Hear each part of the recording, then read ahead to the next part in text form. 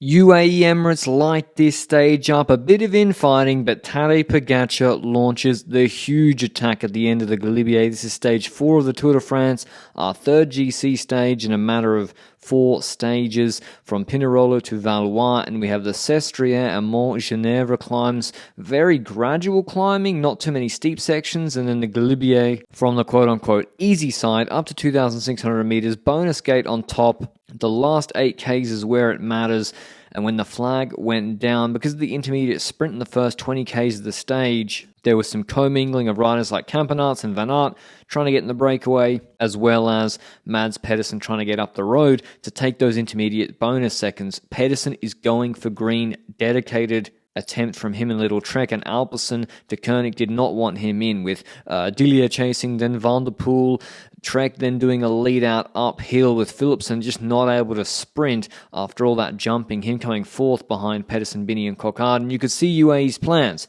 Jorgensen jumps to get a bit on, and Sivakov's immediately on his wheel following. The goal for UAE was no Ineos, Visma or Bora in the breakaway, and a big break went 17 riders, but not too many fantastic climbers. Lascano's of course good, but Pollitt had an outstanding day today controlling this breakaway on Sestriere and Mont Genèvre completely by himself. Really impressive performance from the German who joined UAE Team Emirates this year, keeping the gap never over 3 minutes, wavering between 2 and 3 minutes. And on the descent, UAE Team Emirates even split the race off Mont Genèvre before the value for Galibier, with Soler whacking it, Remco looking back to see who's dropped, and there must have been some riders of note on GC dropped, but UAE didn't keep it going in the end because they had other plans for later on the Galibier. Plans which involved, of course, Jonas Vingegaard trying to take time on him. Here it starts.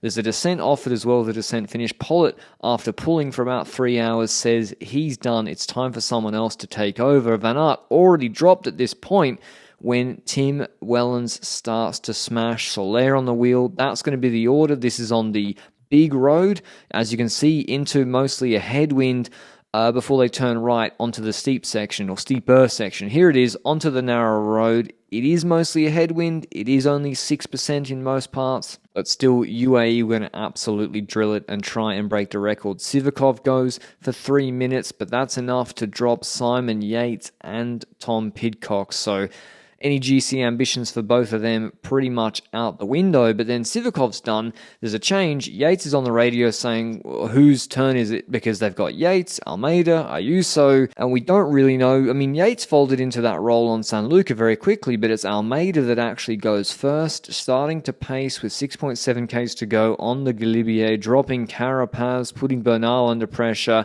Almeida was fantastic today, reducing this group, but he has his own nemesis. Ayuso's in the group, sitting at the back. He looked like he was dropping, actually, but he got told to move up. Jorgensen in the wheel of Almeida, and in fact, Ayuso did have good legs. Remco's there, Roglic is there, Bernal's still hanging on, Landa's there, and Almeida forces Ayuso through, saying, if I'm going to pull and potentially sacrifice GC spots or time, you're going to pull. Ayuso drops Gull, drops Bernal, Almeida goes back to the front, and look at the American flag. It's across headwind. Almeida's basically putting it in the gutter uphill. Rodriguez is eating, a lot of wind as well. Vingegaard's actually in a better position than Pogacar relative to the wind when it was in the gutter like that. And Roglic looked like he was about to drop, in fact. But Almeida stops. He's had enough of Ayuso sitting at the back. He waves, and Pogacar also gets on the radio to tell Ayuso to go to the back. Ayuso kind of looks back at Landa and is like, who, me? Me pace him? Almeida gets on the radio, maybe to dob him in, and so Ayuso goes back to the front, and they begin pacing in the TTT once again with Pogacar on the wheel of Vingegaard, and a super hard pace from the both of them. Reduced the group to about 8 riders. When was the Pogacar attack going to come? We've been waiting. We know it should be coming. The last K is 9%. It really is the steepest kilometer of the whole climb. We're over 2,600 meters, and here it comes. The big dig from Pogacar. Could Vingegaard respond back to the wheel like he did on San Luca on stage 2? It looks like he does initially. We've got a series of turns coming up where Pogacar's going to use his burst to try and get separation off the wheel, even after Vingegaard keeps back in the wheel here, but see the hairpin Bang, slows down, Pogačar kicks out of the saddle again, and like we saw on Puy de Dôme last year, like we saw on Grand Colombier, Pogačar takes the gap on Vingegaard, or indeed on Coulthard on stage 6. Is Vingegaard cracking? How is his preparation affecting him? Is Pogačar going to take 20, 30 seconds at the top? The gap starts to go out with 250 meters to 20 meters, 25 meters. Pogačar looking back at his foe.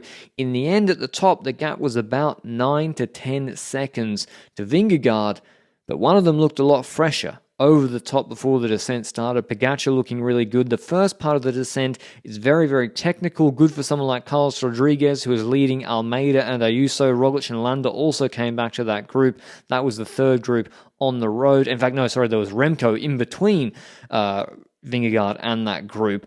But on the descent, Pogačar took a lot of risks. You can see how technical it was right at the start, and Vingegaard actually closed the gap at this point. You've got the melt from the snow there. Vingegaard, who had that big crash in Basque Country, how would he go, having to chase Pogačar for his GC every second counts? But then it got less technical. It got down to 7 seconds. That was the minimum here. But when the road opened up, when it became a bit more pedaling focused, that's where the lighter riders like Rodriguez and Vingegaard, who were very good technically, had less of an advantage, or had a disadvantage, in fact, against Tadej Pogačar. And you could almost visibly see it from the eye test. Pogačar was absolutely flying on the straights compared to the diminutive Vingegaard, and that gap ballooned to 31 seconds. 4Ks to go. Matters almost get worse for Vingegaard. It's too late for the group to really help him behind. They stabilize the gap at 35 seconds, but now there's other people that are going to take bonus seconds away from him. Pogačar winning the stage, beating his chest, saying the king is back in town, dropping Jonas Vingegaard and taking the biggest gap on the road that he's taken for a number of years against him in the Tour de France. Remco, very, very good, just struggled on the descent a little bit, takes third, and Vingegaard's even on a gap of 2 seconds to him after being on the wrong wheel of Rodriguez through the corner to add insult to injury. So Pogačar wins the stage, 35 seconds ahead of Evenepoel, Ayuso, Roglic, then 37 to Vingegaard and Rodriguez, and Landa, Almeida, Ciccone, and Buitrago round up the top 10. Yeah, it was a lot of headwind in the climb, so yeah, on the wheel it was not super hard, but the team did a super well job. But yeah, I didn't want to go too early because of the wind, and I had to do all the difference I could in the last few hundred meters. And then yeah, I know the downhill, but I was a little bit surprised to see wet road in the first few corners, so it was a bit scary. But then yeah, this descent is super fast, and yeah, if you know the road also, it helps. In terms of GC, Pogačar goes back into the yellow jersey, but this time not just on stage placements, 45 seconds ahead of Evenepoel, 50 ahead of Vingegaard. Now he's got his teammate Ayuso not far behind Vingegaard in fourth. Hope you enjoyed the video. I'll see you with a recap of the sprint stage tomorrow. Till then, ciao.